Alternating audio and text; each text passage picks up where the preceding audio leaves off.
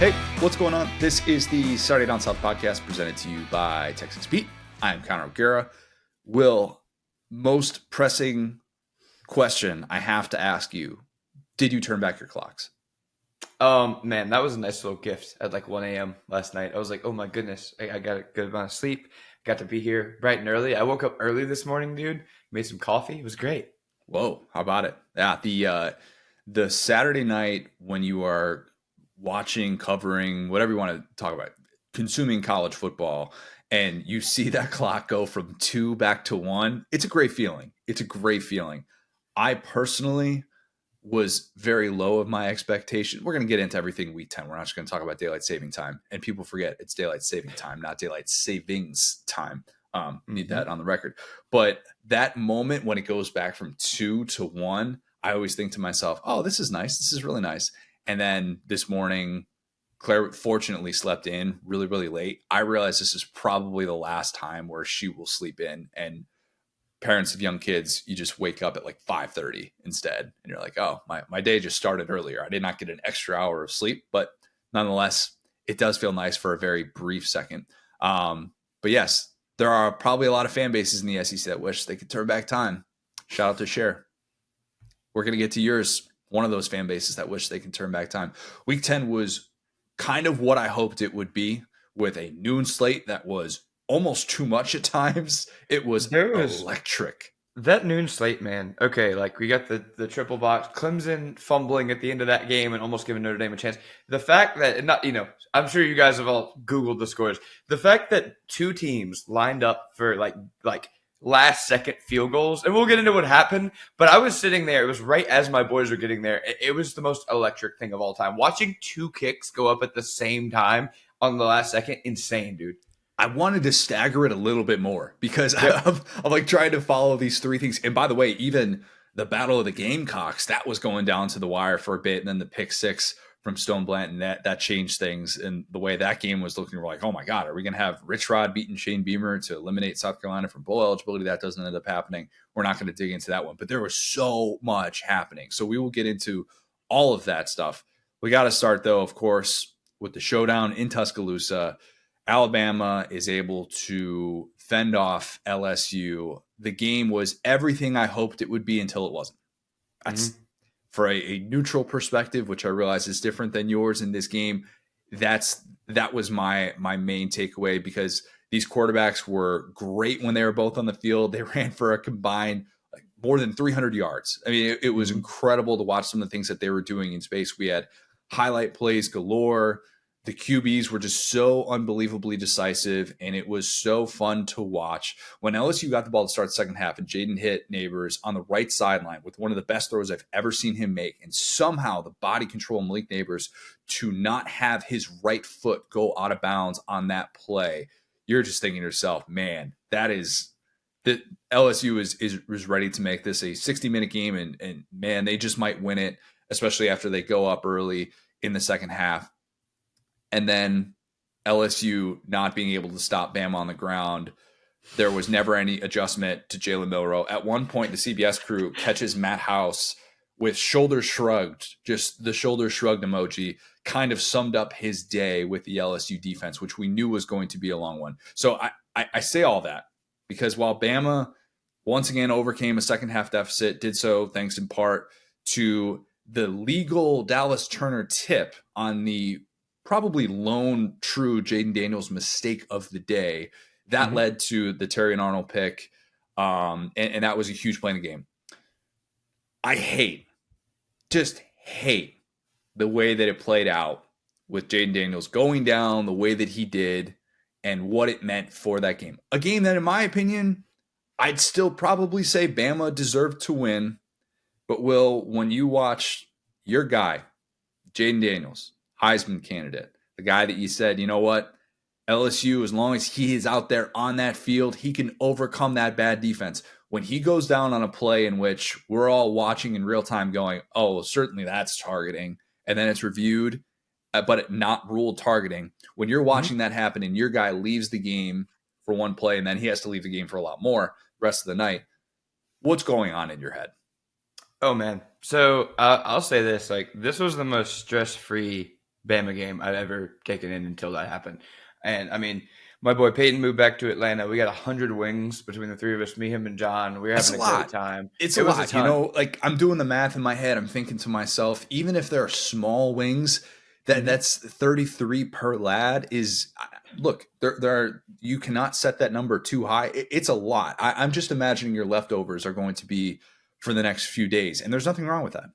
Yeah, 100%. It was funny because like one of the orders was kind of a miss, so we ended up actually getting about like 20, 25, which is like perfect. But yeah, I mean, halftime of this game, after we scored, with like a minute drive, we go down there to tie it up, getting the ball back at half. We are outside smoking out of a Gandalf pipe.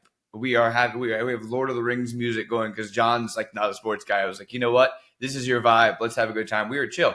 And the reason was, and I just kept laughing and saying, we have Jayden Daniels, which, I mean, credit to Dallas Turner. He fully understood that was what we had because once they took him out of the game, it was a completely different game. And I credit to Alabama for finishing the play when Mizzou hit him in the end zone and almost knocked him out of the game. He was able to come back and beat them. So, Wait, real quick. I think Dallas Turner just hates quarterbacks. And if you look at what he did last year to Jackson Dart, the play right. where he just rips his helmet off, even the play where he drives Quinn Ewers into the ground in that Texas game last year, and he's hurt on that play. I'm not saying that that's a dirty play. I think Dallas Turner just hates quarterbacks in general, just kind of blacks out near them. Mhm. I'm not saying that makes what he did acceptable, but I don't think it was personal of I need to take out Jayden Daniels because I realize he's the best player on the field. Yeah, I mean, any other team, I feel like you'd probably call that coaching, but we don't do that here. So all I'm saying with that is, and we talked about it during the game. LSU was averaging 10 yards a play when Jayden Daniels went down. So yeah, okay, you had a pick. I get it. That's a mistake. I understand that. Bama was able to force their lone punt of LSU and Daniels out there after a holding call and then a drop by Taylor. I get it. That was their stop up until that point. But yeah, I've said this to you, and I guess I said it outside. There is no amount of deficit that will make me feel like I'm in trouble or I'm worried with Jayden Daniels. And that's something I didn't even feel as much with Burrow because they were never behind. But with Jayden, he is a comeback artist. I saw him score, 13 points against FSU. He obviously did enough to score 14 points in like a minute of game time. And the thing about it is when he needed back-to-back touchdowns when they were down 7, he got them. So that's why that was so disappointing to me because obviously, and we talked about it in the lead up, man, our defense is horrible. I mean, it's so freaking bad. And I wasn't saying that to make excuses, but you saw it. I mean, what can you say about that defense, really? I don't think that defense would have made enough stops to win that game. Down 2 touchdowns in that spot. As great as Jayden is. Well, they forced a missed field goal after that. Forced a miss. Yeah, I mean, so they got to stop right after that. They did indeed get a stop. I think Bama plays it a little bit differently too, knowing that okay, if they have to keep scoring, there's a little bit of a different game plan offensively. They're throwing it a little bit more. It's not as one dimensional. Look, I will sit here until like we'll talk in circles about how much that sucks and how much I think LSU still had plenty of points left on the board if Jayden is out there. LSU defense is bad. It's bad. Oh, it's horrible. Mekhi Wingo is the most missed player in that game, with the exception of Jayden being out during the time that he was out. Like no doubt about it in my mind. And to they allow like 300 rushing yards to Bama. And the DBs were fine. We had 18-year-olds playing DB across the board. They did an okay job. Honestly, it was these grown ass men in the front 7. Spates, that dude needs to go back to the West Coast. It was the grown men that let us down on defense. And both teams looked like every single time Jayden or Jalen would get into the open field with their legs, they were just on skates the entire time. And I don't know that I've ever watched a football game in which the quarterback run game looked so in control and so decisive. And so that back and forth was so fun to be able to watch. It almost felt like at one point, and Milroe ends up with 4 rushing touchdowns. And what did Jayden end up with, like 3 or something too? And you're thinking to yourself, okay, what if we just made this rule where the only way these teams can score is via a rushing touchdown from the quarterback? I think that the offense would still look exactly the same because it was that good. But it sucks that happened for a variety of reasons because it muddies the waters on what that ending could have been. I think we would have gotten a memorable ending wherein we would have maybe, who knows, maybe it's 49-42 and one team has to get a stop or something like that. But it stripped that ending from us, and instead a Heisman candidate, a guy who, in my opinion, still worthy of that consideration. Jayden Daniels plays the rest of the season and he's not out. Who knows? He was in concussion protocol. He was in the injury tent the rest of the game. If he plays the rest of the season like he did on Saturday night, that dude should go to New York. I know his Heisman odds dipped tremendously. And to me, it's not even fair that Jalen Milroe and Carson Beck have better odds than him, because everything that I have seen from that guy tells me he is a historically good player. And that was on display that night. Like, there's just no doubt about it, in my opinion. And look, Bama fans are getting after me in the mentions for, I didn't even tweet that it was definitively that it was targeting. I tweeted the video and said, like, look at, like, this hit was so violent from Dallas Turner, and everybody's saying, oh, it's just a football play. It's just a football play. Bama fans, go back to that Bryce Young hit at Tennessee last year and tell me that that's just a football play too, and that you were perfectly fine with the way that was called. Well, it was illegal in 3 different ways. I mean, he fully landed on him, which you're not supposed to do. He roughed the passer, which you're not supposed to do. He led with his helmet and contacted the other player's helmet, so you could call that 4. So yeah, I mean, defending that hit is it's par for the course. The last 2 are what are called all the time in college. Yep. I don't know, the landing penalty is called more in the NFL than it is in college, and that's kind of where we get a little bit of that gray area with targeting, that nobody really knows what it is, because we see it called in the NFL all the time, the landing, and you're like, where is this guy supposed to land? Whereas in college, they don't really look at the end of the play so much as they do the beginning of the play. And we've seen so many plays at this level where you just think it's a routine hit, and you're like, that's a 4-yard gain, and it's a linebacker who, yeah, I mean, I guess he lowered his head a little bit, but so did the running back. And now you're going to eject the linebacker from the game because he kind of lowered his head. And so for those calls to be made, and then to see that one in that spot, and I don't think that the quality of players should make a difference, but it shouldn't have hurt Jayden Daniels in that spot. There's just no, to me, I looked at that, I thought it was targeting. It doesn't change the result, and that is Jayden Daniels left the game, and that sucked, and that's super unfortunate. And given Dallas Turner's history with quarterbacks, people are going to point and say that's a dirty play, that's a malicious play, and he's kind of earned some of that. I hated all of it. I hated absolutely all of it, because it was a great game that's in many ways going to be overshadowed by a play that, look, I guess Bama is the winner, but in my opinion, nobody really wins from a play like that. Yeah, I mean, and this isn't even mean, it's the truth. It's like they set out to end Jayden Daniels' Heisman candidacy. They did that. Michael Pittman more or less wrapped it up. Come on. What? They seeking to end his Heisman. Dallas Turner is not breaking the huddle and saying, you know what I'm about to do right now is I'm about to knock this guy clean out of the game and make sure that he doesn't go to New York. You were talking about the 3 times he'd done it. I wasn't even thinking about that. If I rang your doorbell, you said, hi, I'm Connor, and I slapped you in the face.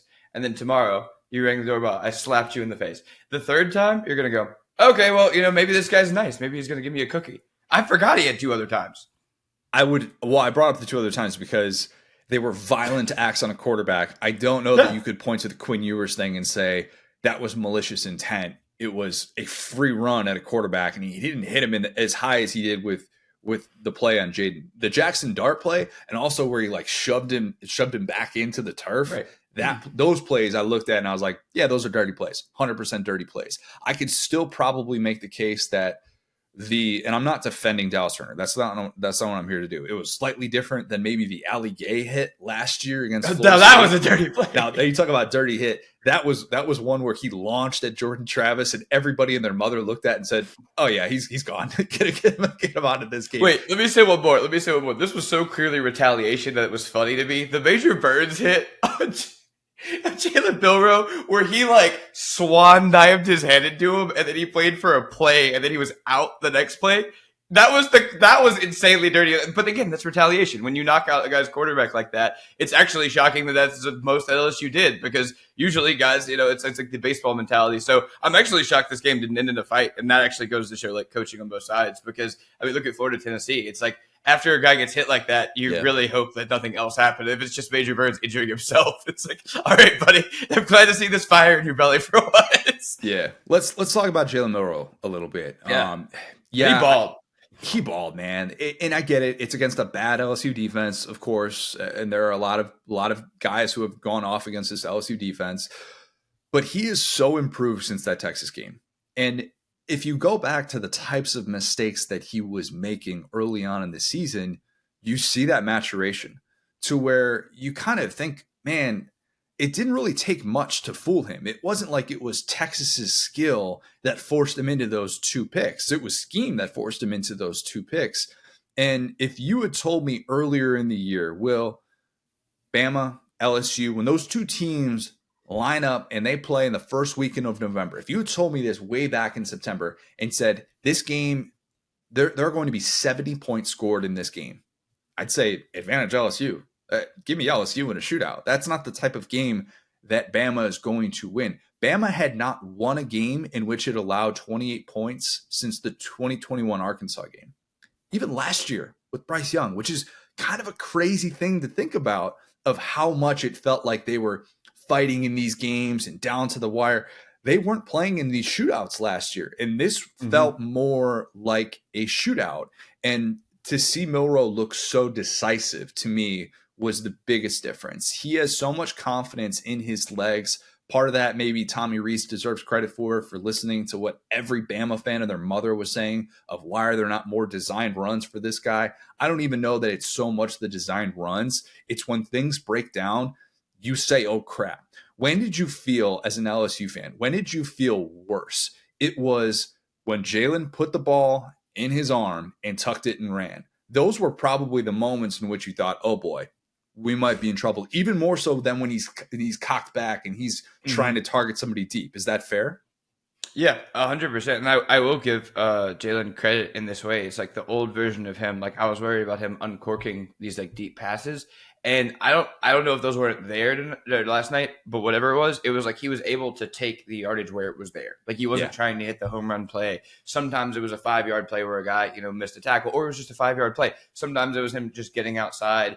And it was barbecue chicken all night. I mean, I don't know what the decision was, with Harold Perkins and the spy or whatever, but he knew whenever, the play lasted about 3 or 4 seconds, he could reset his feet and take off. Nobody was catching him. Nobody was catching him. The play where Milroe actually did get tracked down by Harold Perkins, and he ends up having to bring him down by the horse collar or something like that. And you're like, man. Which you can throw a flag on. I learned on that play. You can. To be you fair, actually can. When the quarterback gets brought down by his horse collar, you can throw a flag on that. Anyway. Yeah, I don't know why they didn't call that one where Jayden, the amount of missed face mask and horse collar penalties. Yeah, it's a physical game. I'm not going to complain about it. This is a physical game. It is an epidemic this year in college football. At least it feels like it. At least they got the clapping figured out. They do. Disconcerting signals. Everybody knows now. Everybody gets it. Yep. No, not really. The time that we saw Jalen Milroe make that little flip to Jace McClellan, where he's kind of backing up, and the amount of touch that was on this pass, that play right there where McClellan gets it in stride and takes off, and it's like a 41-yard gain or whatever it was. That was the type of play that Jalen Milroe does not make early in the year. He panics. He drifts out of bounds. He takes that maddening 4-yard loss where I'm like, Jalen, you need to throw the football away. You are losing yards. You are leaving a $5 bill on the table every single time you do this. And instead of doing that in that spot, he has enough presence of mind. He is comfortable enough. The game has slowed down for him enough to be able to say, oh, I've got Jason McClellan right there. And if I just put enough touch on this, that was a Bryce Young type play. That's what that reminded me of. And I was like, holy crap, he is really, really dialed in. It helped that I thought the protection was better than it's been. He only got sacked twice, which that means the streak of getting sacked at least 4 times in a game, that's finally over for him. But he's improved. It's as simple as that. He has benefited from getting more reps. And look, I have been critical of him in the past, and I think early on, he deserves some of that criticism with the type of mistakes that he was making. But the guy has only thrown 2 picks in his last 5 games. Bama is still sitting there perfect in SEC play, despite the fact that they faced these deficits. They've probably felt like they've had their backs against the wall more times than typical Bama teams with the amount of times they've trailed at halftime. It's just a reminder of why this team is still so unbelievably well coached. And for all the talk about 9-3, 8-4, and all that talk in the preseason that resurfaced right after the Texas game, right after the USF game, the Saban guy knows what he's doing. That's not in-depth analysis. You've heard it before. You'll hear it again. The Saban guy knows what he's doing. Beating him in consecutive years, there's a reason why this is such an unbelievably difficult feat to accomplish. And it felt like LSU was on a little bit of the wrong end of that for certain areas of this game. Now, Jayden balled out in consecutive years against Bama, and Malik Neighbors, the plays that guy is making. I have a Malik Neighbors question that we'll ask in Yar Na later. But the ability to run it back against this team is hard, even when you're close. They just still find a way. Plays the whole fourth quarter. My preseason prediction, Will, and I was wondering if this was going to play out. My preseason prediction was that LSU was going to win this game. Jayden was going to get hurt. Garrett Nussmeier was going to lead a comeback. If that had played out, and look, I know I totally went back on my preseason prediction by saying I actually think Bama now is going to win this game, looking at the way that this set up during the week. But if that had played out, look, would I have screenshotted my crystal ball wherein I said that? Yes, I admit that.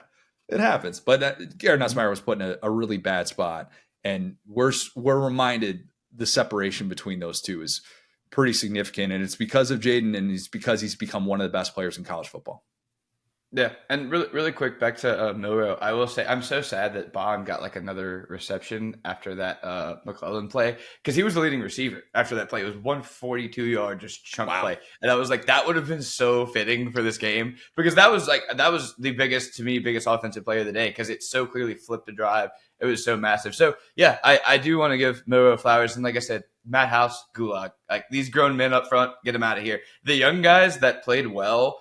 I mean, I'm assuming they played well. Like I said, I was living in fear. Like I told John, I'm living in fear of this cockback from Jalen Milroe where he just hits somebody wide open. And yeah, those just kind of like either they weren't there or didn't take them. Didn't matter because they were shredding us. But yeah, I think I think to your point, like one more thing about Jayden. I think the reason I am so protective of Jayden Daniels is because of the amount of just kind of borderline problematic takes I've heard from inside and outside of our fan base about his abilities. And I think that he finally, he had a chance this year to really he has proven everyone wrong. But yeah, that's why I'm so just like about him more than even like Burrow, because it's like I think it was pretty clearly like we'd seen someone like Burrow kind of before. We'd seen that archetype before. But I think that this is a story of two quarterbacks in Milroe and Daniels that have progressed a lot, since they got to campus, going back to last year. Milroe was a guy who Saban was like, it was like a pot of boiling rice. It was like, get this somewhere. We can't have this out there. And, he's grown up a lot. He's shown he's a tank, dude. I sent you that picture of him and Takeo Spikes. I was like, there's more neck in this SEC Nation shot that I've ever seen in my life. He's a good dude. Like from everything I'm seeing, he's a really humble, happy dude. His laugh is adorable. That's a weird thing to say about somebody. I realize that his laugh that he had after the Tennessee win, they even harked back to it. Jenny Dell brought that up. It's like, that is the most infectious laugh I think I have ever heard. Even the most frustrated LSU fan can admit. I wouldn't mind hearing Jalen Milroe just laugh at a comedy special or something like that for 20 minutes. That'd be great. That's gonna be our $1 million idea. It's gonna be Jalen Milroe ASMR. It's just gonna be us watching old like Jeff Dunham bits with Jalen Milroe. But yeah, like seriously, these are two guys that have come a really long way, and it's cool to watch them grow up. And like I said, like you said, Milroe, he's not Greg McElroy. He's not a guy that I look at him like, I want you to lose so bad. It's cool to see him be successful and really be a guy that had these turnover problems, and Saban stuck with him outside of the USF game. And all this stuff, both of these guys, all this stuff was stacked against them. As much as I joke about Nussmeier and Daniels, there was less of a reason to bench Milroe against USF, and they did that. And so these guys have felt the heat on their heels the entire time they've been playing quarterback. And in the time they were both in the game, it was completely just kind of like a big bleep you to everyone who had ever doubted them, because they did the things that people said they wouldn't do. Jayden was hitting the ball downfield. Milroe was not getting the ball downfield, tucking it and running, not taking bad sacks, not running out of bounds. I think it was as good of a game as those two guys as you could have seen. And it's crazy because Jayden finished with more rushing yards with only one touchdown, but Milroe's a tank in the red zone. It's like a full-time Taysom Hill. It's like, get out of the way, like boom, boom. It's crazy, man. The second half defense too for Bama, that's probably something that needs to be mentioned. I was looking this up right now because I'm thinking to myself, like, God, they've been, and I guess the Arkansas game kind of skews it, what they've been doing in the second half. But man, the way that they have put the clamps on like you go back to, what did they allow? And they didn't allow a touchdown in the second half in that Ole Miss game. Okay, you go on the road, Mississippi State. That's a game that you're up comfortably. You allow one touchdown in the second half of that one. The A&M game, A&M didn't have a second half touchdown in that one. Jimbo was like, "Oh, field goals, they're all the rage."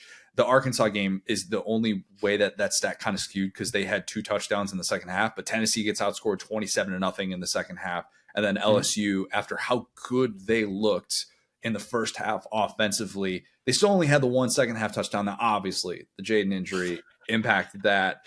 There's no doubt about it whatsoever, but like they did take away the non-Jayden parts of that ground game. And it felt like at certain points, Malik Neighbors was just going to go off for a 250-yard day. He still ends up with a huge day, but still it felt more difficult for him down the stretch, and he wasn't getting the same sort of separation that he was early in the game. So the Bama defense and Kevin Steele, a group that was really scrutinized. You set me up here, bro. Come on. You know why. Nussmeier got 30-30 on them, bro. I'm just saying, look. Statistically, probably, but Neighbors had 171 yards. I'm saying if you want to try and find the reasons why Bama is at this place where it is still undefeated in SEC play, it is because in the second half defensively they have played much better, and this game is going to be a little bit. You're going to need proper context to be able to evaluate the defensive performance in the second half, obviously, but still, I think that's worth mentioning. And now Bama is sitting in a position that a lot of people say that, look, they didn't think that they were going to be in. They're either a win or an Ole Miss conference loss away from playing for an SEC championship for the 10th time in the Saban era. And Ole Miss proved they'll conference almost lose to anybody. So yeah, I mean, and I will say like a win is a win. Like I thought Bama would be about a 9-3 team this year. They have passed every test but Texas with flying colors. I think the comeback against Tennessee was hilarious and fun to watch. This was not as hilarious or fun to watch, but still a comeback. You know what I'm saying? So I think that at the end of the day, like it went in the SEC, winning's hard. People don't want to sit there and dump on Georgia, for their schedule or whatever, or Alabama for whatever. It's like, yeah, this is the SEC. Like, you don't get to play, you don't get to struggle against Rutgers and then blow them out. Like, you really got to strap in every single week. We saw that in the Arkansas game against Bama. If you start to, like, kind of fall asleep at the wheel, any of these teams can beat you. So I'm certainly not taking away what Bama has learned as a team this year, because I think they've gotten way better on defense, especially since the Texas game. I think offensively they've learned to not make mistakes, and this is a team that is a little bit old school. They're going to run the ball. They're going to – if Milroe can get those turnovers down, dude, they're a terrifying team to play, honestly. Feels like the SEC championship is all but set. Georgia likely going to be playing Alabama. Georgia basically is the same scenario. They need either one more victory or one more Tennessee loss to be able to punch their tickets. So I imagine that there are a lot of Alabama fans. There are a lot of Georgia fans that are booking travel accommodations for Atlanta in December. Let's talk about that game. Mizzou went on the road, and look, I thought they gave them a really competitive game, and I came away very impressed from Mizzou, and we're going to get to that part of this. 26 consecutive Georgia wins, 8 consecutive wins against top 15 teams. And let's be clear, Mizzou's not a fraud. Those boys came to play. Whew. Mizzou is the best team that Georgia has faced this year, and I tweeted, I don't even think it's that close. I think they are a really solid all-around team who has a very good chance of finishing in the top 15. And I know that there are no moral victories. And that guy who was shown repeatedly on the CBS broadcast of mimicking, I think it was, whose celebration was he mimicking? It might have been was it Luther Burden? I don't remember. Maybe it was Cody Schrader. What's that? Like the twist, like the arm twist? Yeah, he was like doing the twist. And I'm like, all right, guys, like that's, you're fired up right now. I don't necessarily blame you. But I don't think that this was a game in which Mizzou lost credibility. If anything, they gained it, to me. Since the start of 2021, Georgia trailed in the second half 4 times in SEC play. 2 of them were against Mizzou. Last year, obviously, and then this year's game. Mizzou was ready to roll. Luther Burden had that big play to be able to get on the board. I would have loved to have heard what he was saying afterwards, because he was fired up. He was really fired up. Cody Schrader, excellent. That Mizzou offensive line is so improved, even just within the season, and the ability that they have to be able to create running lanes. it was a Mizzou team that showed up. I mean, Drink was freaking out on seemingly every single call, and I know officiating was not great. I thought some of those freakouts were justified. That run of that Schrader had at the end of the first half, where they didn't stop the clock because of forward progress, and they just let it roll. When I thought he was pretty clearly out of bounds.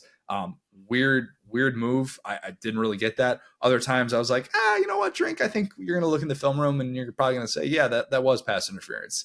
Look, that's to be expected in a game like this, but he was our weekly tradition of one of us texting each other. What the hell is that? The other going, man, officiating's been rough. Dude, and I'm not guy that's going to get on here and break down every single missed call. Lord knows there are plenty of people listening to this where you have your entire screenshot, database of missed calls and egregious things that happened to your team in a specific game. And if the moment calls for it, I'll ask for it. But for now, I mean, we will break down some of this stuff. But I do think that there were probably a lot of things that Mizzou, even in a solid performance, wished that they could have had back. Okay, like Mizzou had a very, I shouldn't say Mizzou. Brady Cook had a very 2022 like play with that Nazir Stackhouse pick. That almost, it looked like a thick six, and then they called it back for the blindside block. Mm-hmm. Thought he had an open receiver, in my opinion, when you watch that, and I'd have to see the all 22 to know definitively. I thought he had an open receiver on the right side of the play that he just missed. And what is so underrated about that play is that, yes, you get a very large man who drifted into coverage and he used his belly to just absorb the football. Love to see that. Like a little tub of honey. It was. But how about the pressure by CJ Allen on that play, who looked like, I think he was in a spy role. A true freshman stepped in after Jamon Dumas-Johnson apparently broke his forearm, and he's TBD on what his status is going to be moving forward. Something that's really important for that Georgia defense.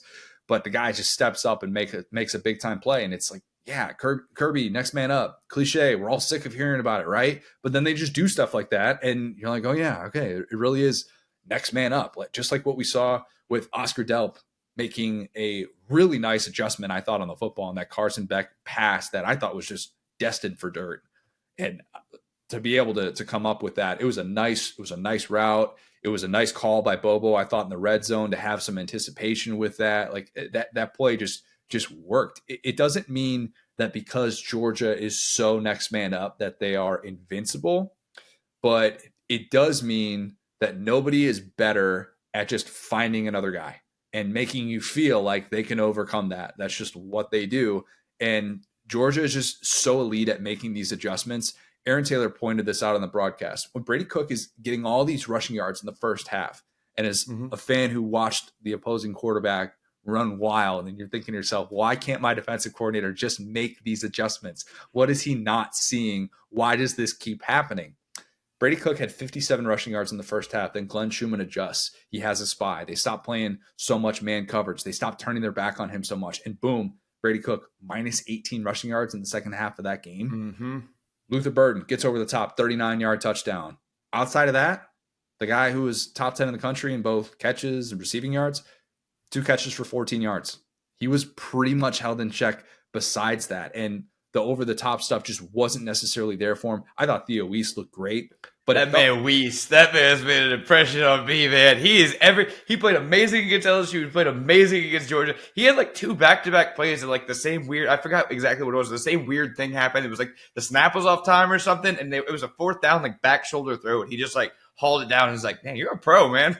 Part of the reason why Burden has been so good in the slot is because I think there are times where you have to pay attention to Theo Weiss. If you're not paying attention to him on the outside with some of the things he's doing, you're in trouble. And that's why I think Mizzou has been so successful, is now they finally have more offensive versatility. And obviously, if you don't load the box against Cody Schrader in this offensive line, they can make you pay as well. And that's kind of why I thought like Mizzou hung around. They made this a true game. And Georgia, to its credit, I thought the adjustments that they made on Burden were a big difference maker in this one. Maybe, somebody who understands defenses even more than I do, but it felt like, just watching from home, that it was similar to what they started doing with Trey Wilson after he took off on that opening drive. And then they're like, okay, everything's going to be in front. We're not going to let you get over the top. We're not going to get into one of these one-on-one matchups with a safety over the top where you have a 10-yard head start. That's not going to happen. That's not how we're going to defend you. I just came away from this thinking on the Mizzou side, they are not a fraud. That team, I think, is going to win 10 games this year. It might take a bowl game to be able to get there. Maybe they're going to go 9-3. Maybe they're going to lose that Tennessee game. I don't know. But they are making me continue to feel dumb for doubting their ability to look like one of the more complete teams in the conference. And I don't think that's really much of a debate at this point. If you've watched Mizzou get to this point of the season where they're going to head into November looking like this, they have just so many different ways to beat you. And they are a fun team to be able to watch, even in a losing effort, a game that obviously would have been program changing for them to go into Athens, hand Georgia first home loss since 2019. But still, I think Mizzou deserves its flowers for this one. Mm-hmm. One thing real quick, and then I'll get to that because I think you're completely right. If Oscar Delp just had like a full season, like if he just started on Kentucky or something, what number tight end do you think he'd be in the SEC? It's a good question. So if he's getting full starting reps, if he is still like, his age at this point of his career, he's a year two guy who played a good amount last year, but still he was tight end 3, so he wasn't getting full reps. I can't imagine there would be 3 tight ends in the SEC better than him. I truly think one of whom would be Bowers, right? Yeah, if we're including Bowers in that conversation. But if you're asking me, would I take Oscar Delp over Trey Knox? Yes, I would.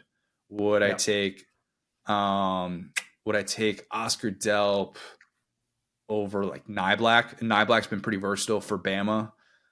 Yes, I think I still would. And it's not to say that he is more complete than every one of those tight ends. Like I think still as a run blocker, he's still improving. He's still a little bit more of a work in progress. But some of the things you can do with him, man, like this is why Georgia is Georgia. They have a guy like that. So yes, I think he would probably be an elite tight end. Like coming back next year, is he going to be a preseason All SEC guy? Yeah, I think he will be. Oh yeah, I definitely do. Yeah, I think it's so crazy because I think Brock Bowers will give you 3 to 5 plays a game, and you go, oh my gosh, what was that? Delp will give you 2. Yeah, that's the best part. Is it's like they're similar tight ends in that way. Not that I'm going to compare them with the run blocking and all that, but it's like you see the plays he makes, you're like, that wasn't But yeah, no, I'm with you there on the Mizzou side of this. It's one of those things, we both picked Georgia big, and if you juxtapose this with the Tennessee game last year, where Tennessee is like number 1 team, they come into Sanford Stadium, their dreams just die on national television, and Mizzou just never really got there. I mean, there was like that extra possession that Georgia got with the almost thick 6 ended up really mattering because Mizzou, if they had the ball at the end with a chance to tie the game, would have been a little bit different. Like it would have felt different. You know what I'm saying? Like that felt academic when they did. That field goal was huge. True freshman stepping up, 49-yard field goal to make a 6-point game a 9-point game after it looked like Georgia was going to be just knocking on the door of a touchdown, and they had to go and drive to be able to get that field goal. I thought that was a big play in that game. Yeah, 100%. Like that weird, like the penalty turned like a huge return that felt like it was down like the 5 to all the way across. Anyway, not going to get into officiating, but point being, I just think that, like I said, I came out of this thinking, okay, we finally got to see Georgia, and it's one of those where it's like you got the dude who's really good, so you have to like kind of limit them. It's like, well, no Brock Bowers, and you're playing this team, but like still, we got to see Georgia kind of tested. We saw Beck be a little bit off time on some stuff. We saw him adjust. We saw Bobo do like some old school Bobo stuff, and then quickly get out of it. There was that weird like flea flicker type thing. Like he kind of had a little bit of that old Bobo in him in this game, but then he kind of he figured it out. He learned, and that's what we want to see. It's not the same thing. So we want to see teams learn. We want to see teams progress and prove things to us. I think Georgia did a lot, but yeah, like I said, I mean, Mizzou, we thought they would come in and just, especially after the playoff rankings, we like no one was giving them a chance. And so for the boys to be playing for a drink like that is honestly the most impressive thing that he's done in a loss. And we're not moral victory guys, but I would say their performance in this loss against Georgia is better than a lot of their wins, just because, it's one thing to, beat Kansas State, you have this upset. It's one thing to, hang with LSU. Anyone can do that apparently. But to go into Sanford Stadium when everyone knows that Georgia wants to beat the stew out of you and make it a full 4-quarter game and make it, like you said, that kick that we talked about their special teams or maybe their weakness all year. Huge kick by Georgia. That's what winners do. Your big guys pick off the ball instead of batting it down. Your kicker makes that kick instead of missing it. So that's winning plays, but it took those type of championship level plays to get past Mizzou, and I think that's really impressive for Drake. Maybe the most encouraging thing from Mizzou is how well they played in the trenches against Georgia. I thought their front seven was great. Carson Beck has not been hit like that all year. He got sacked 3 times in this game, and he's had a few of these games, much like Stetson last year, where I think he would look up and tell you, "Yeah, I don't think I was touched today." It was always amazing to me when you would go to a post-game press conference and hear Stetson say that after playing Oregon, playing a Dan Lanning defense, or even after white jersey, completely clean. Yeah. Just like, how you doing, sir? Like, dude, you didn't get touched today? There are guys that are, go watch Max Johnson play football. What would Max Johnson do for Please a quarter? don't. Yeah. Max Johnson would just give me a quarter of not getting touched and see how that would impact his mental health. I looked at this game and I just came away from it thinking, look, Georgia did not have its best offensive line performance by any stretch of the imagination. They could not get those chunk plays. And yet it's still a 2-score win against another top 15 team. This will not be the highlight of the season for Georgia, but do not take for granted the poise that it takes to do all the little things that Georgia does. And I'm guilty of this. I'm very guilty of this. We spend so much time nitpicking Georgia because they've earned that right. They've earned the right for us to be able to sit back here and nitpick and go, well, how do they do this compared to this other elite team? Or how do they do this compared to their elite teams of the past? And I get it, whether it's the run defense, whether it's a strength of schedule, whatever. We are going to nitpick Georgia. That comes with the territory. And instead, sometimes we don't appreciate days like this and put some of these feats into perspective. To be 9-0 in pursuit of a three-peat, you're heading into the home stretch of the regular season, wherein your best player is still out. Apparently, Brock Bowers running back at practice. TBD on that. Didn't think it was totally fair to say he's out for the season knowing who that guy is. But again, we're not going to put an expectation on when he's coming back, what that looks like. But Georgia's won 26 games in a row. They've won 41 of their last 42. And like I said, 8 in a row against top 15 teams. This is getting to the place where we do not talk about feats like this very often. This is getting into that territory. It's already at that territory where, look, even if they don't win a national championship this year, it might not ever be as good as what we've seen from this Georgia team for this program. This could still be part of this peak. And that there's nothing wrong with that. It's not supposed to be like this, but it is. And they continue to find a way. And, oh, by the way, let's criticize Georgia's strength of schedule, or let's not, because they've got a top 10 team coming to town. Ole Miss next week. Can't wait to see that. That's going to be awesome. Really looking forward to that one. Yeah, and also, that's why I've been joking about Georgia's schedule all year. Because, dude, they went and they scheduled Clemson. They scheduled Oregon. You know what I'm saying? Those are they get 2 Power 5 non-conference teams, most years. They are not the team in the SEC to criticize with their scheduling just because the Oklahoma thing got wiped off the board because of expansion. And what are they supposed to do? Go donate money to GT? GT was good for most of our lives. It's not their fault that GT is in shambles. They're not going to scuttle that rivalry because they need that strength of schedule. So it's that's how, we've seen it with FSU. We've seen it, whatever. It's even Clemson for a couple of years. It was you got before Dabo, obviously. It's we can't control what other programs do. We're not going to cancel a rivalry for strength of schedule. So it's in most years, they're going to end up with, well, it doesn't matter because the schedule's changing. But yeah, I just always thought their schedule stuff was stupid. And again, they're winning. They're winning over and over and over again. They're scheduling good teams. They're overcoming adversity. All the stuff that we've seen, these championship teams struggle with. We saw 2010 Alabama. Let's not talk about 2020 LSU. They didn't follow up with any of that stuff, man. Let's talk about the team that Georgia's going to be seeing next week. Ole Miss. Texas A&M, Ole Miss. This was my favorite type of noon game. Oh, I loved it. When you're starting or finishing the day, you want chaos. You do. Yep. But to me, that is so ideal. This game had everything, Will. We had the very awkward Jimbo Lane meeting to start. You cannot convince me, if you don't know what I'm talking about, where Lane walks over to greet Jimbo and Jimbo kind of is doing other stuff with the position coaches or something like that. But Lane is in enough of his peripheral, definitely butchered that, where he should be able to see Lane walking up to him, and instead Jimbo kind of turns his back on him a little bit more, and Lane has to tap him on the shoulder and be like, "Hey, Jimbo, like let's do this for the cameras, even though we clearly don't like each other, and we're probably Right. not going to say anything more to each other about, oh, how about this beautiful day." We've talked about this before. Oh, That's my favorite when LeBron meets his friends at half court in the NBA and they're telling the funniest jokes of all time, and they're like these big smiles and big laughs. Like you got to do one of those for the camera to where it looks like you're not a piece of crap to recruits and everything. Like play the game, you know how it works. I hate that. Like that miss me with that. Like when LeBron is doing all that. Give me the, and this is, we don't need to get into the LeBron and MJ thing, but give me MJ wrecking Danny Ainge on the golf course and then looking him in the eye and being like, I'm going to murder you today because we're on a basketball court and that's what I'm supposed to be able to do. But yeah, just a really, really awkward interaction that I'm so glad the cameras caught, because that rivalry has kind of been building over the last few years. We had plenty of moments in which Max Johnson was just mashing all the buttons, playing his tail off. A very peak Max Johnson type performance, and so many moments in which you're like, "Yep, this is what you signed up for. This is exactly it right here." We had Trey Harris going full Odell Beckham Jr. That catch, oh my god! Which one, brother?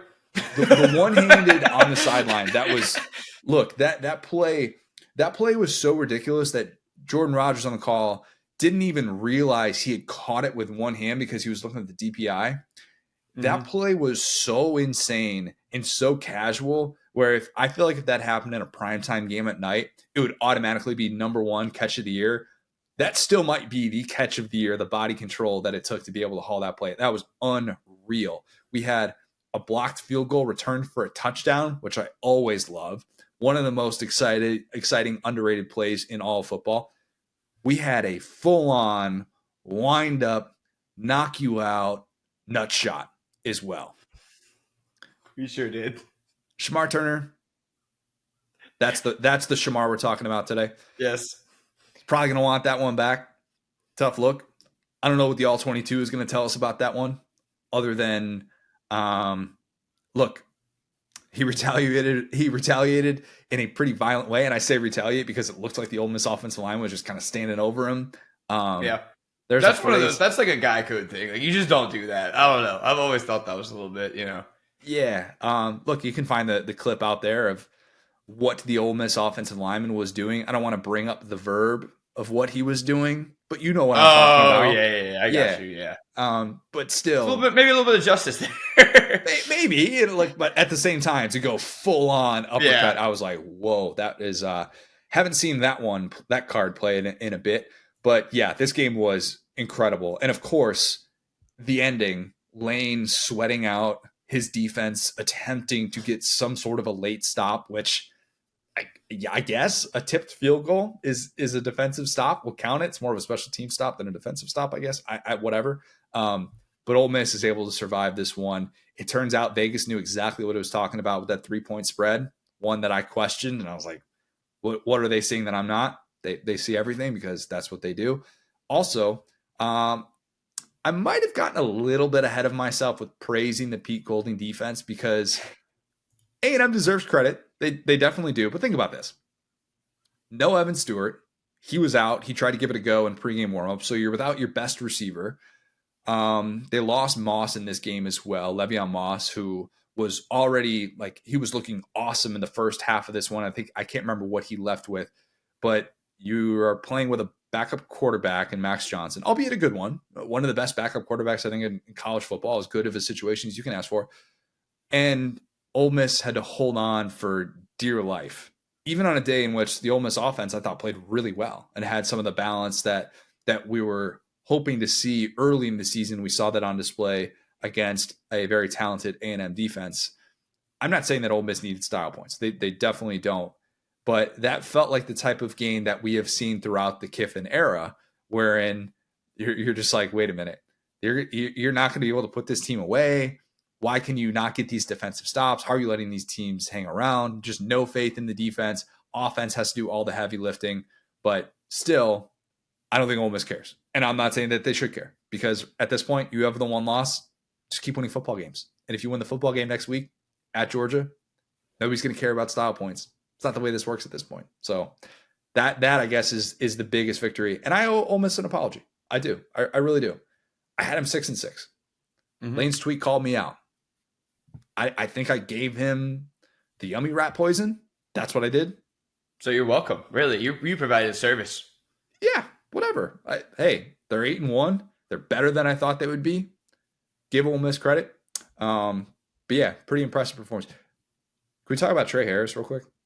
Oh man, I would love. That's what I was about to say when you said one of the craziest. I was like, I felt like he had 3 of them. That dude. Let me just real quick read his line, and then you go up. 11 receptions, 213, and a tutty for an average of 19.4.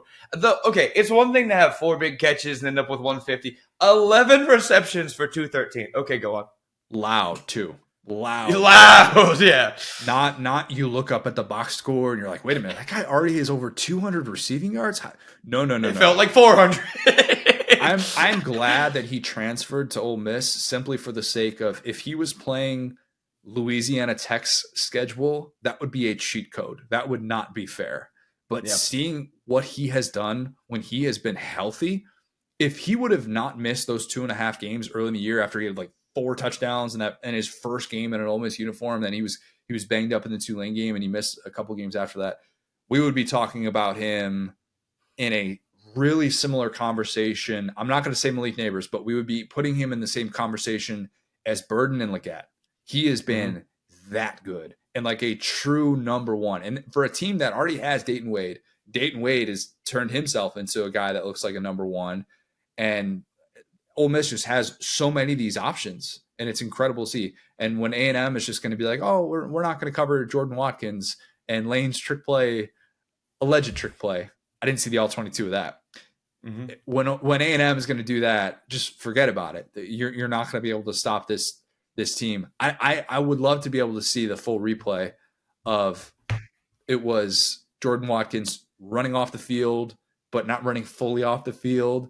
And then A&M looking up as he's about to catch a pass and run into the end zone for 29 yards. I would love to have seen what the communication like was back and forth to make A&M think that he was off the field and that he wasn't part of the play. Pretty well done. Like the A&M, or not the A&M, the Johnny Manziel Browns play that didn't count, that trick play. Similar vibes to something like that. Very well done. I'll just echo all that. I think that this was just the most apex game of both of these coaches who, like you said, clearly hate each other. I think Jimbo had such an opportunity to, I texted you, I was like, what's the last time? There was a stat from a stat guy on Twitter, which I'm not going to verify because that's, whatever. But they said that Jimbo's last AP ranked win on the road was at FSU in 2016. I was like, oh my gosh, this could be such a program changer for Jimbo. They could get down there, get all those recruits back, on board, do everything.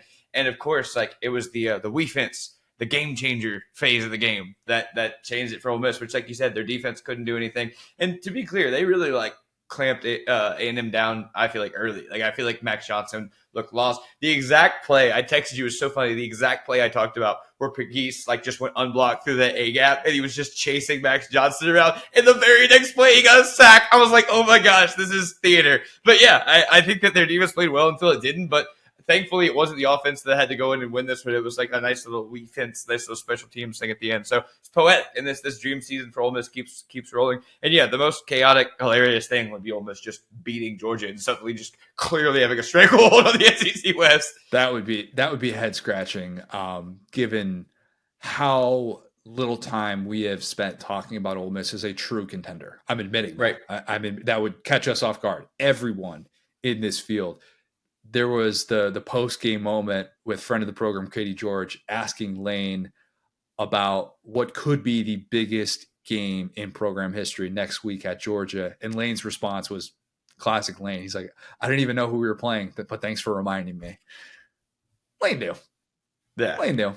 He also knew it was about surviving and advancing a game like this against a coach that he has developed quite the fun rivalry with, tempo versus talent.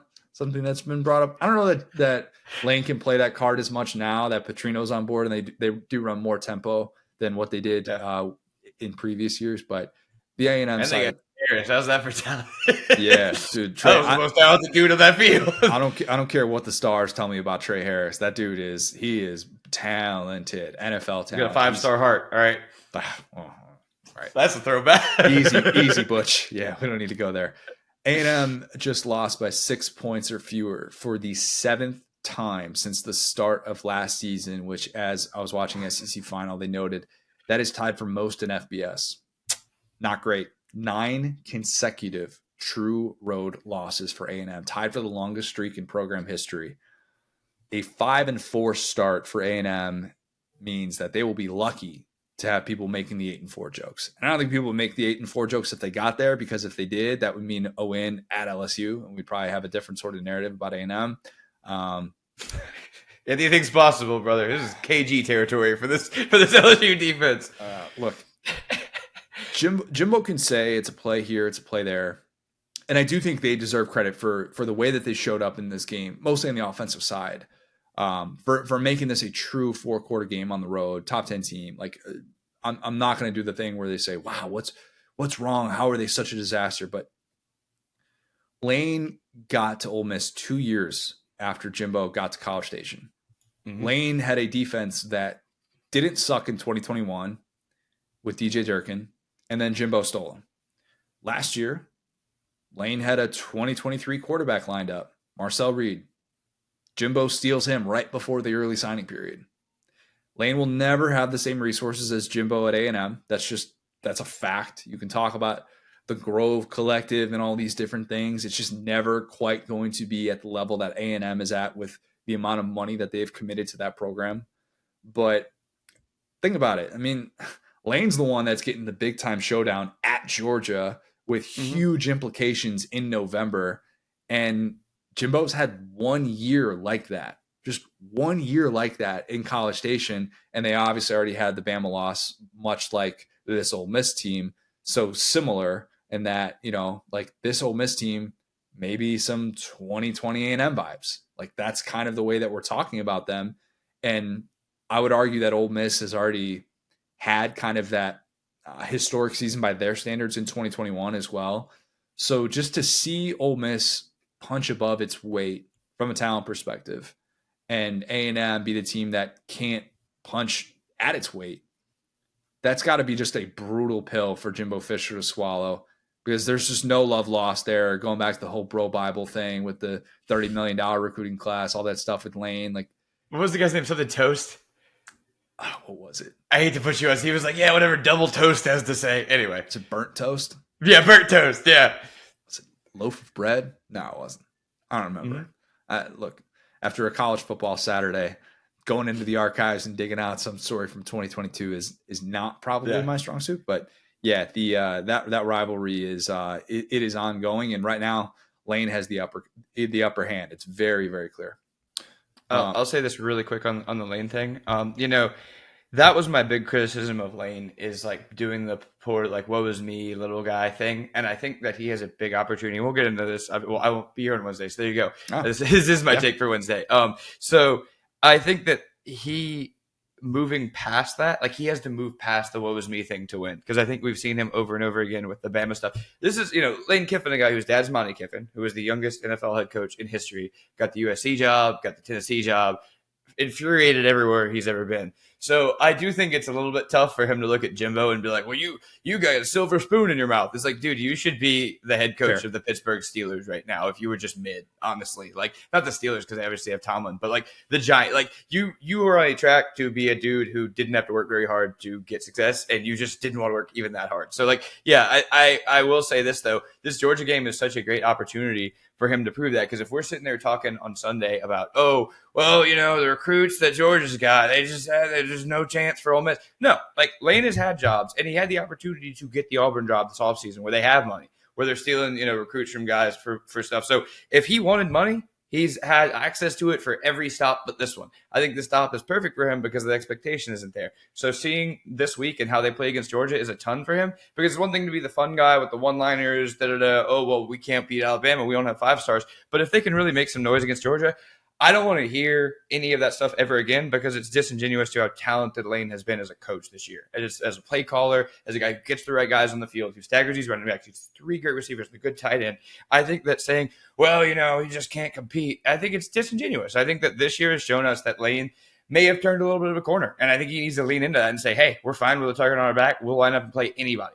I agree. I think we have been critical of Lane and the lack of quality wins. I think he has done a lot this year to show that he knows what he's doing. His floor is higher than what I projected. There's no doubt about it.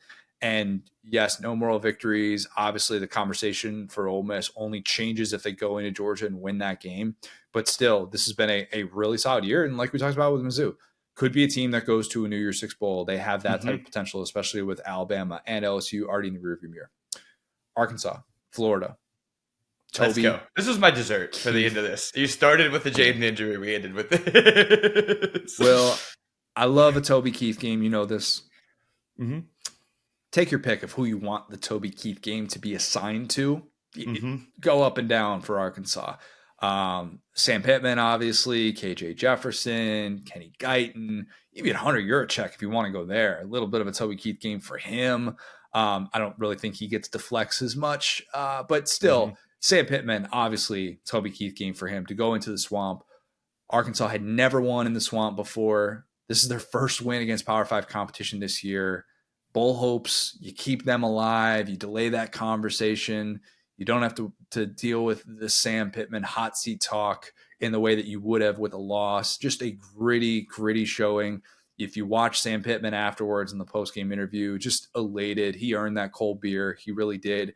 He's got to figure out the sunscreen situation on his head if he's not going to wear a hat with the thinning hair, but that's a different conversation for a different time. Let's start with the Arkansas side of this.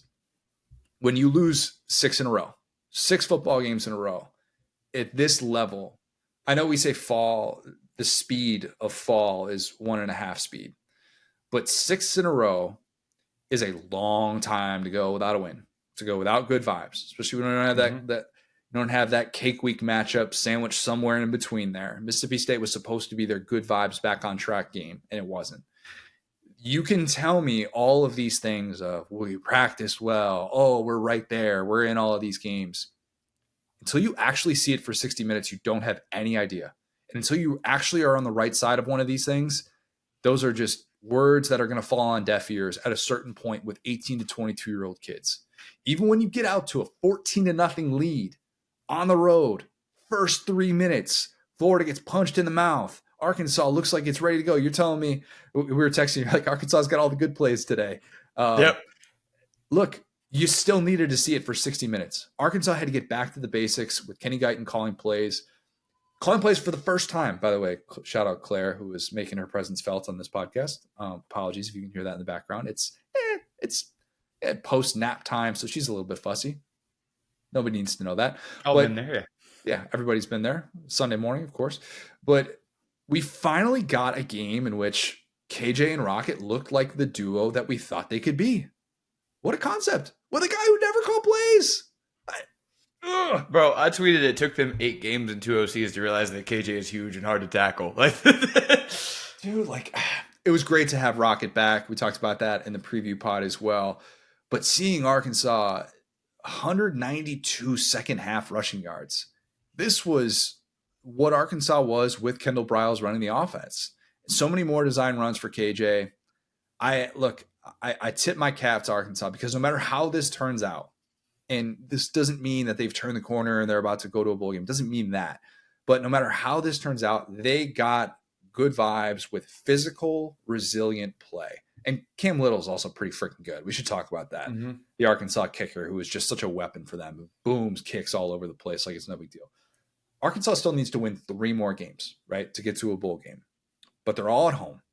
And it's Auburn, It's FIU, and a Mizzou team that we just gave a lot of respect to. So I'm not saying that that's a given or anything like that. Mm-hmm. You're at least asking the question. And that beats the alternative. That so much beats the alternative instead of all these conversations about Sam Pittman's future. What if Broden doesn't catch that ball in the end zone and Arkansas has got to settle for a field goal and then it goes into double overtime and Florida finds a way to win? That could have definitely happened. That could have easily happened in this game. We could have been like, oh, another 1-score loss for Sam Pittman. They had a valiant effort on the road, just like they did at LSU, just like they did at Bama. But who really cares? And instead, they finally did what they should have been doing weeks ago, and close out a game and had the right attitude from start to finish, the right scheme from start to finish definitely helped them as well. The right game plan, all those different things. So, yeah, I mean, I think the Arkansas conversation. Let's ask this question before we get to the Florida side of this. Will, who has a better chance to win out, Arkansas or South Carolina? Again, the Arkansas remaining schedule. All these are home games. Auburn, FIU, we're Mike McIntyre respecters in this podcast, Mizzou. Or South Carolina's remaining schedule, all at home as well. Vandy, Kentucky, Clemson. Better chance to win out. Who you got? I mean, it's got to be Arkansas just because I could see two potential losses for South Carolina. Like, you could see them losing to that Clemson team from last Saturday. But yeah, from Saturday, like yesterday. So yeah, no, I think Arkansas has a better chance. But like, I was just so nice to Mizzou. I'm gonna upset so many fan bases today. I was so nice to Mizzou, but it would be the most Mizzou thing ever to just come out late against Arkansas. I do think that's, especially if they had the two in the barn and it was like, we gotta win this one. If you're a Mizzou fan, you're rooting against Arkansas. Oh yeah, but like Arkansas has played with LSU and Bama, and so it's not as if you go into that being like, oh well, Arkansas is just totally tanked against really good competition. They're better against good teams. Yeah, Mizzou can be a really good team, and Arkansas can still play them for 4 quarters. So, but yeah, I agree with you. I think Arkansas has the better shot. Still a long road to go for both those teams to be able to get there, but at least Arkansas set itself up with that opportunity. Let's talk about the Florida side of this. Speaking of bowl chances, this was brutal opportunity blown. We gave Arkansas credit. Arkansas deserves credit. Okay, so that needs to be known. But I will say really quick that Arkansas going down the first two touchdowns they had where they knifed down the field with all those created plays. Then they got the pick six off of Pearsall. I mean, well, they ripped it away from Pearsall for the second touchdown. It was a fumble that they ripped from him. Yeah, no, that's what I'm saying. Yeah, the first touchdown they went all the way down, and then the second touchdown it was like, oh, not a pick six. You're right, it's a fumble six, whatever, not a scoop and score. Anyway, strip six. We'll call it. Strip six. There you go. But like Pearsall is like one of the most sure-handed receivers in the SEC. Like that's his thing. So being able to do that to him is so impressive. I don't think that was Florida screwing up. That was good Arkansas. Now on to Florida. Yeah. Look, I think it's fair to criticize Pearsall a little bit in that spot for. Look, you got to be able to hold on to the football. Any lost mumble in that spot when it doesn't look like a freak play. I mean, there's a little bit of criticism that's fair, but obviously, again, that's a great play made by a defender in that spot. Very aware play. Yeah. So this 3-game stretch to close is brutal. And Florida, look, I think it's lazy to say, oh, they were just looking ahead to that, and that's why they overlooked this Arkansas team. That's why they couldn't get defensive stops and why they couldn't tackle KJ in space. I don't think it's necessarily fair to say that was the plan. Florida's just an inconsistent team. They are just an inconsistent team. And so it doesn't mean that they were looking ahead. They just haven't been particularly good for long stretches of the season. That's been the case throughout the Billy Napier era so far as we're nearing the end of year 2. But you now are still sitting on 5 wins. And you go to LSU, you go to Mizzou, and then you're home against Florida State. Are we sure Florida's getting to a bowl game? Are we sure? I am. Look, this defense has been bad. And you lose Shamar James, not Shamar Turner, not Shamar Stewart, Shamar James. Without him, they couldn't stop the run.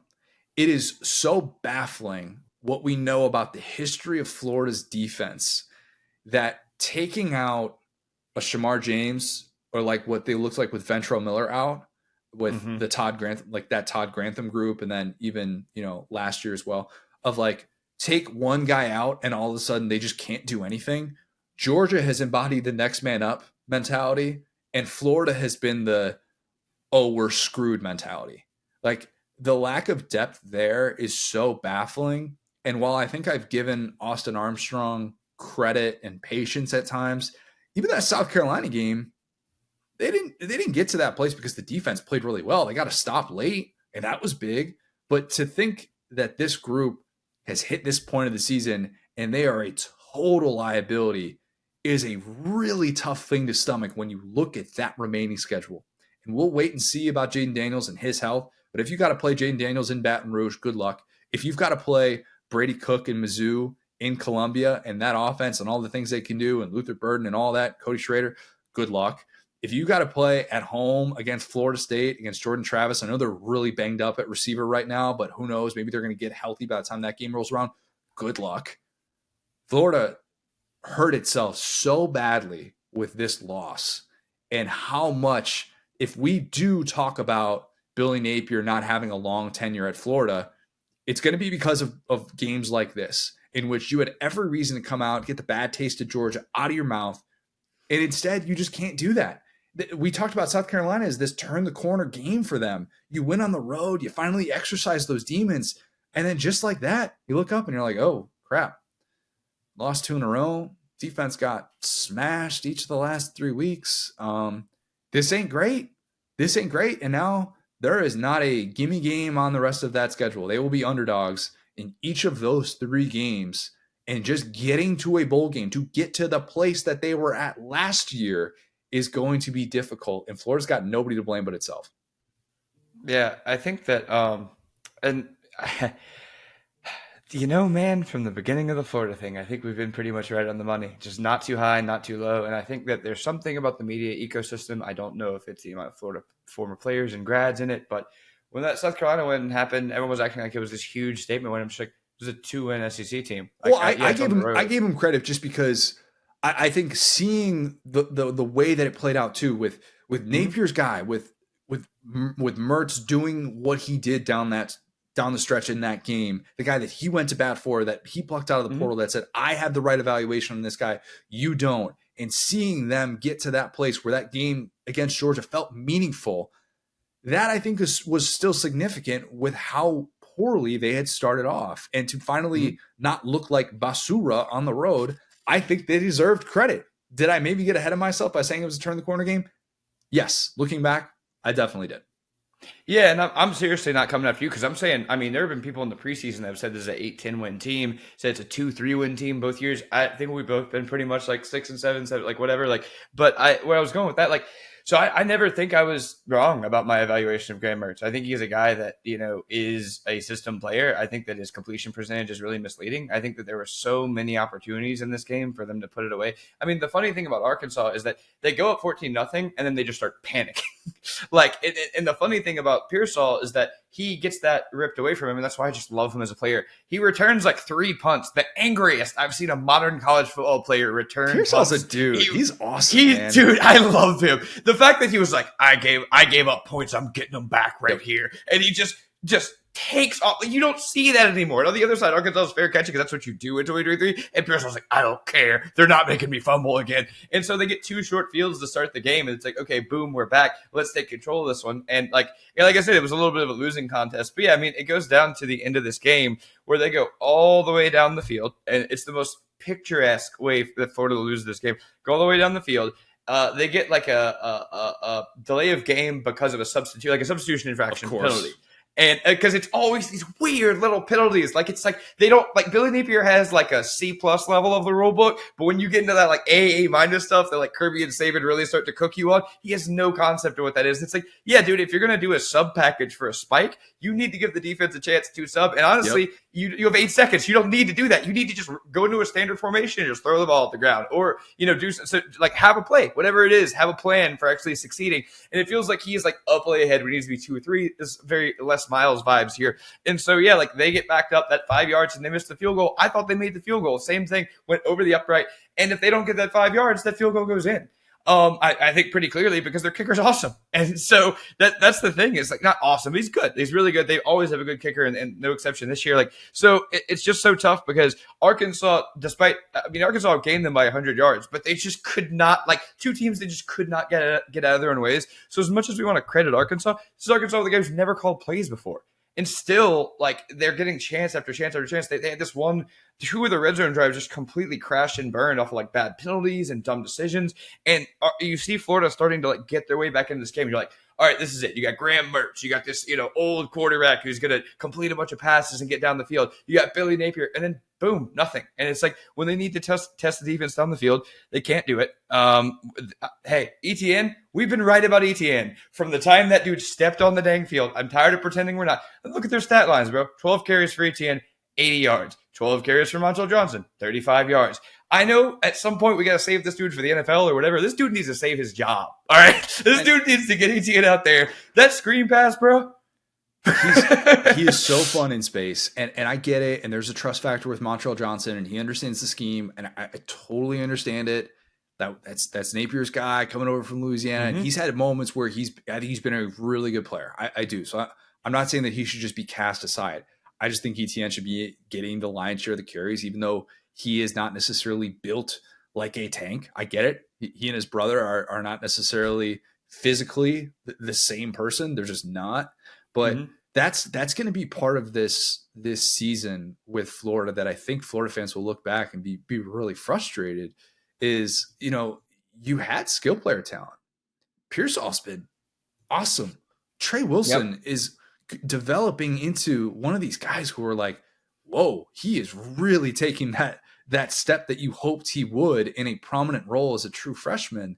And this I don't running know back if we've ever seen or will ever seen this many good receivers in the SEC at this time. It feels like everybody has two dudes. I mentioned that on Twitter, X, whatever you want to call it, yesterday. The receiver play in the SEC this year is so phenomenal. I mean, it is at a really, really high level. We could have multiple guys competing for the Bolitnikoff Award. You could have a few guys that are getting 1,200-yard type seasons. It just feels like all SEC for the receiver position this year is going to be absolutely stacked in a way that I'm not sure that we've seen since probably 2019. And even then, this group will kind of give that a run for its money. I'm not saying in terms of NFL potential, but just in terms of the year that they're having. And there's more depth. It's not just Bama, LSU in the way that it kind of felt like it was in 2019. But yeah, that's going to be frustrating for Florida to look back and think you had these weapons and you had Graham Mertz, a guy capable of distributing to those weapons, and you're still looking up and you're like, what are we? What are we? We're a 5-4 team that is wildly inconsistent that nobody can figure out. So I think that's the frustrating thing moving forward. I think they're going to get one of those. I think they're going to get one. Do I know when it's going to come? Do I know what it's going to look like? No, I don't. But I still feel like they're probably going to get to a bowl game, but I can't say that with my chest. I don't know if Florida fans can say that with their chest at this point. And that's reality. Yeah, I mean, for this season, it's just all about like surviving. We talked about that from the jump, and next year's even harder. I think Mertz has another year left, right? Or no? Everybody has another year left. Everybody has another Yes, Mertz has Brady another Cook's year left. going to be here till, Anyway, so point being, yeah, I mean, I would probably just bring him back if that's an option for this hard schedule next year. But the big thing is like, selling that little bit of hopium to end the year, keeping the recruits in, because the Billy's guys are good. Like you keep saying, other than the guy he took from the ULL, the rest of them are like the young guys. It's kind of like LSU. It's so frustrating. It's just like, I wish I could put you in a time machine and make you older. And because like the defense has the dudes, the offense has the dudes.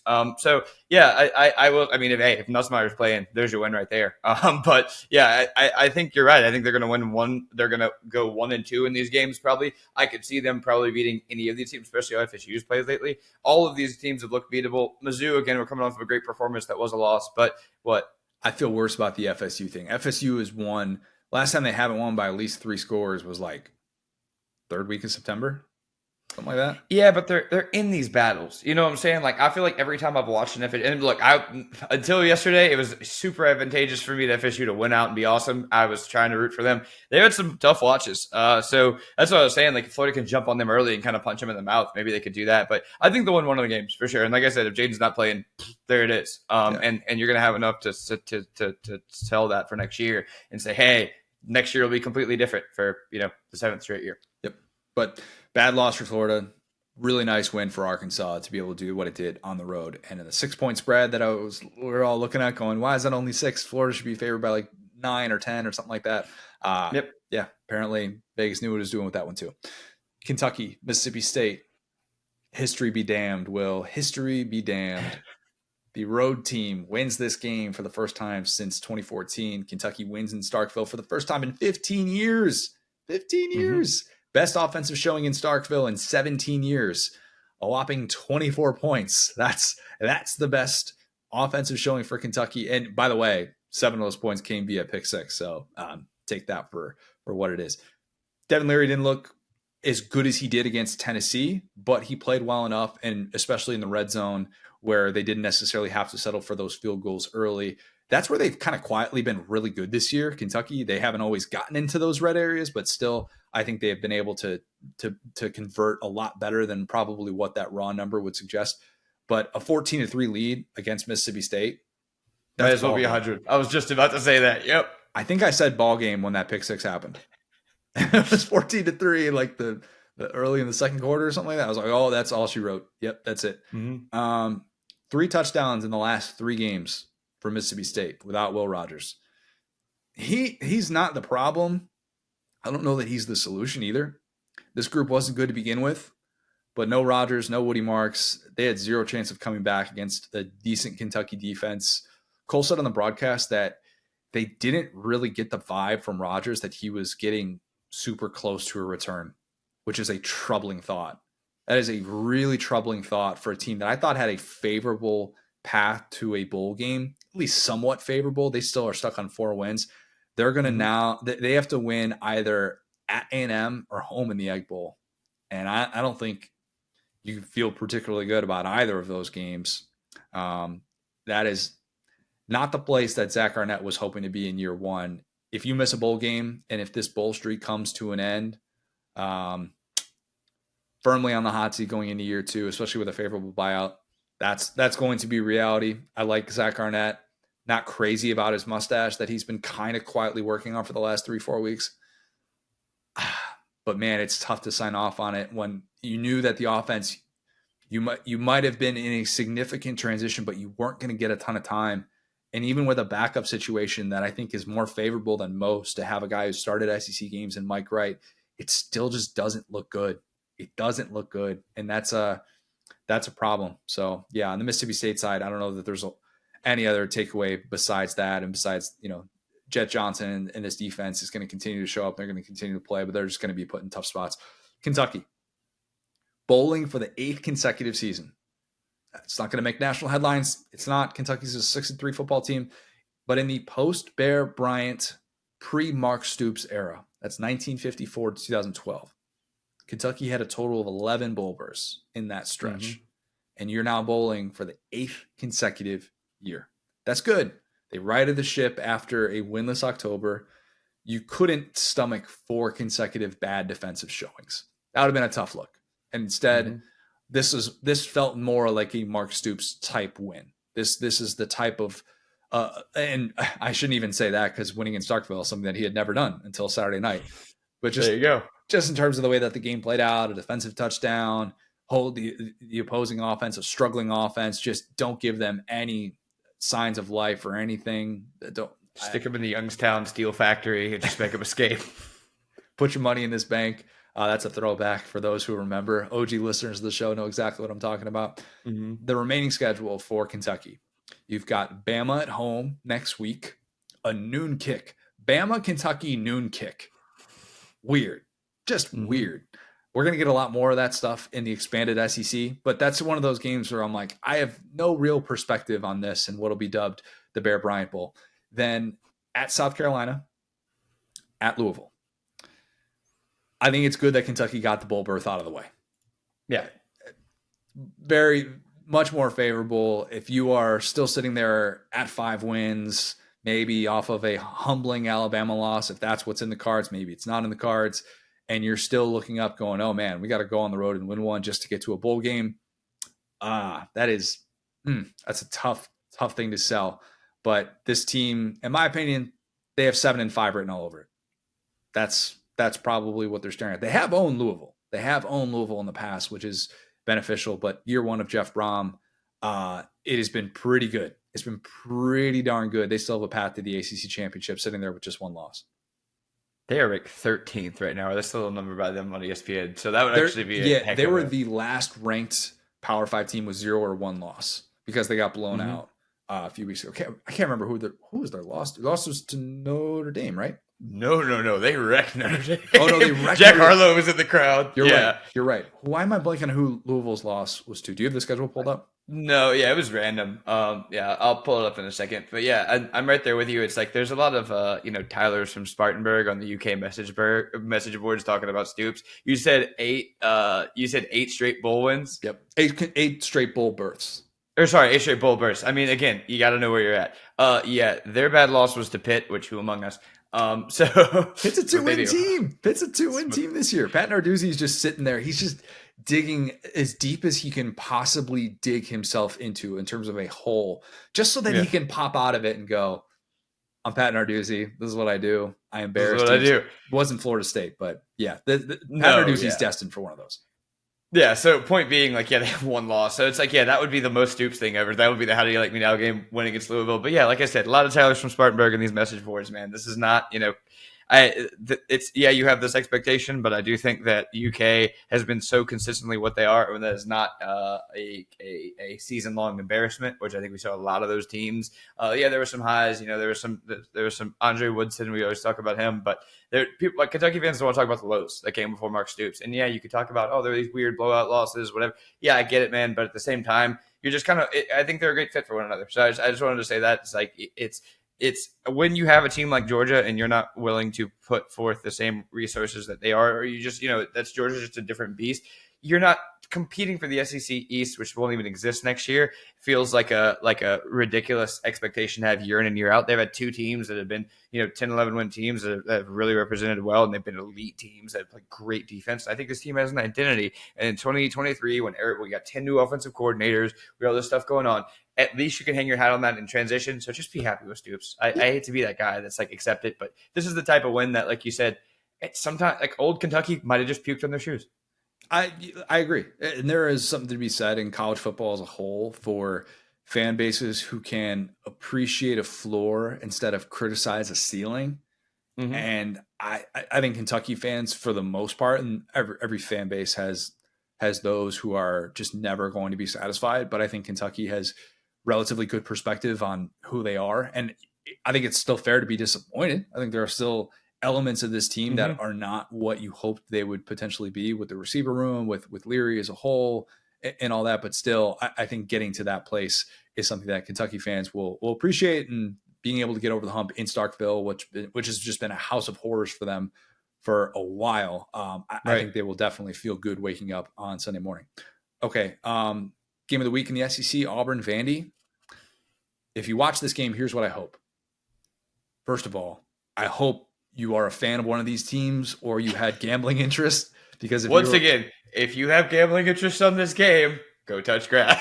No, you know what? That's okay. If you get a read for, I think there's been a little bit too much disrespect. Auburn needs to be more than a 12.5 point favorite. Maybe Clark Lee's team is going to finally cover a spread. Who knows?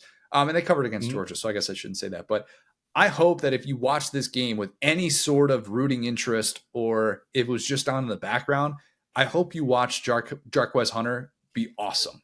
And that's about it, because he had such great patience on his runs. He looks like he is really rounding into form after a really slow start. And it was a weird offseason for him, for a story that I'm not going to get into on these airways without knowing more about what actually happened with all that stuff. You can find out what I'm talking about if you want to search the internet. But a guy who you're thinking he is going to hate his life for a bit because of how much this passing game sucks. And he's going to see all these loaded fronts and all these loaded boxes. He has really shown off the vision and the explosiveness that we were kind of thinking he could have as the number 2, the complement to Tank Bigsby. And he took advantage of a Vandy defense that desperately needed CJ Taylor out there. And even with him out there, it wouldn't have probably made much of a difference. But without him, they didn't have much of a chance. I told Auburn fans that they were allowed to celebrate a bowl berth with a win at Vandy. And I stay true to that. So Auburn fans, I know it's only win number 5, but congratulations. You are going bowling. Celebrate that. Cheers. Pop a little extra champagne in your Sunday mimosa, depending on when you're listening to this. Hugh Freeze, he said he didn't sleep last night because he kept thinking about how much Georgia and Mizzou played in dogfights at Vandy. I have questions. If Freeze did not... Guy, man. Sorry, go on. Look, there's and somebody's going to make jokes out there. That's not what I'm here to do. Okay, like whatever.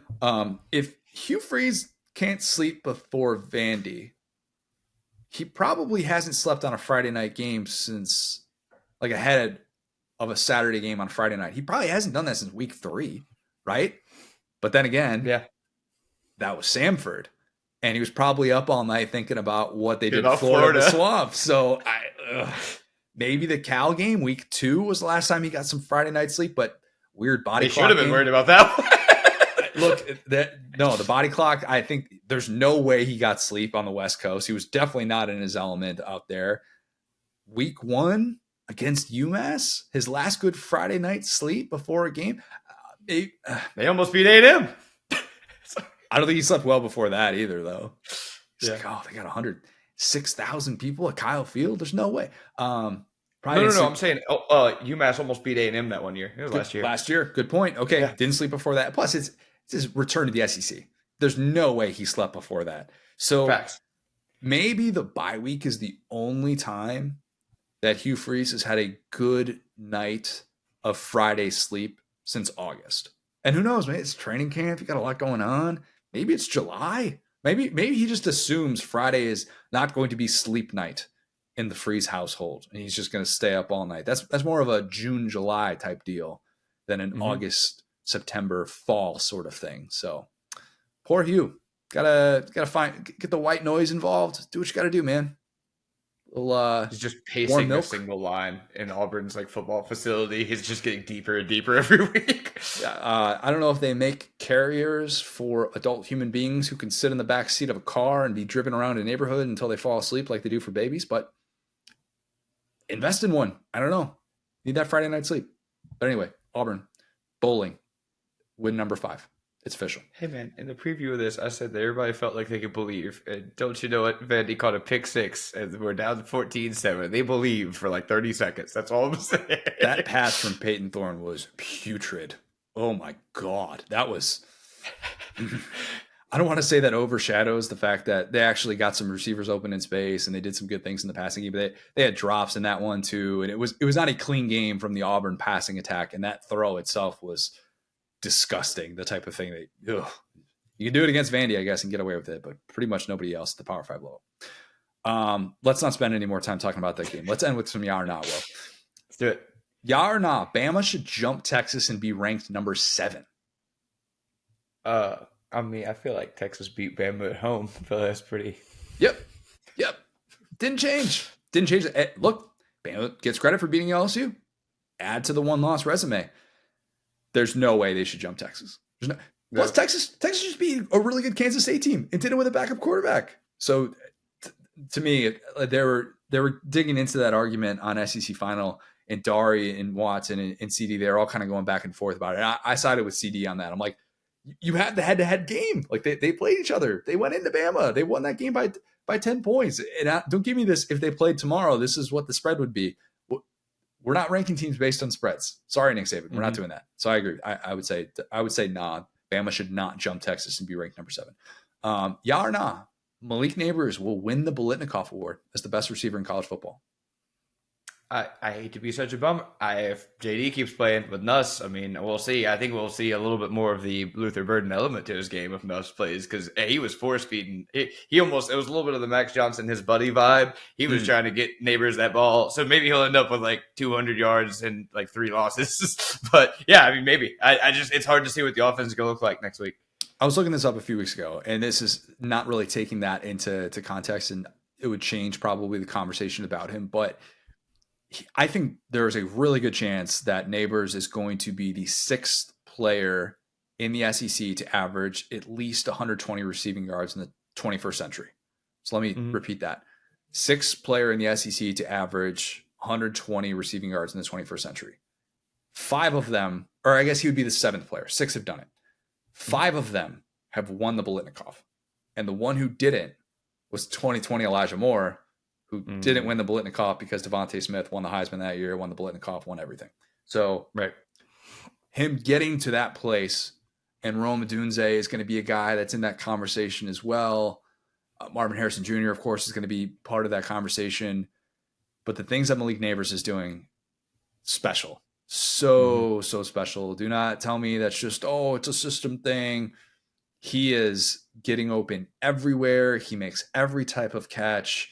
He has trust in his quarterback. He is a scheme that works for him. Yes, obviously, but his physical abilities, he has taken that next step, and he has been even better than what I thought he was going to be in the preseason. A monster game in a losing effort. I think he ends up with it. So I'm going to go for that one. Yeah, I said in the preseason, Malik Neighbors might be the only LSU player who's come into a season with high expectations and exceeded them. And I think that's fully accurate. I think every LSU is so famous for, you get a freshman who balls out, oh, he'll be better as a sophomore. No. You get a sophomore who balls out, he'll be better as you. No. This dude has gotten better every year of football, and it's crazy to see. And I'm just excited about his future. Chase, I would put Jamar Chase in that category. And, 2019. Remember, he opted out. Well, 2019, like coming into 2019, after he showed some promise as a true freshman, was kind of a sparingly used guy. And then Justin Jefferson was their one in 2018. Right.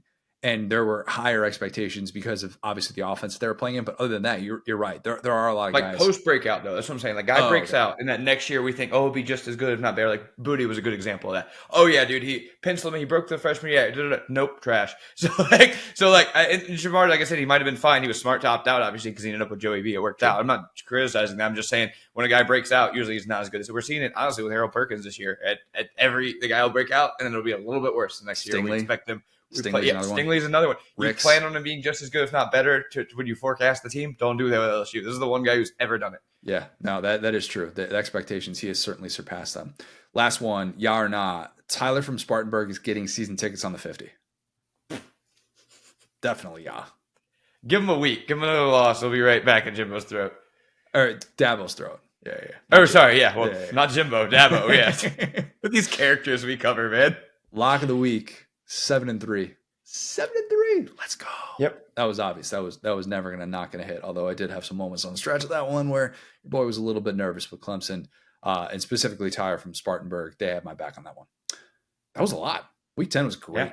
Week 10 was awesome. Week 11, all SEC teams, all SEC on SEC matchups. It's one of 2 weeks this year in which we get that. So will not be here for the midweek pod, for the preview pod, but we will still have a ton to get through. Not sure who I'm going to have on just yet, but we will probably still have a ton of content. Maybe we'll get 2 interviews again, just for the heck of it, just because that's what we do these days. If you have not, leave us a 5-star review. Subscribe to our YouTube channel where you can watch every episode of the Saturday Down South podcast, which is presented by Texas Pete. Follow us on the app formerly known as Twitter, at the SDS Pod, at Sat Down South, at CJ O'Gara, at Go So Hard. Thanks, guys. Talk soon.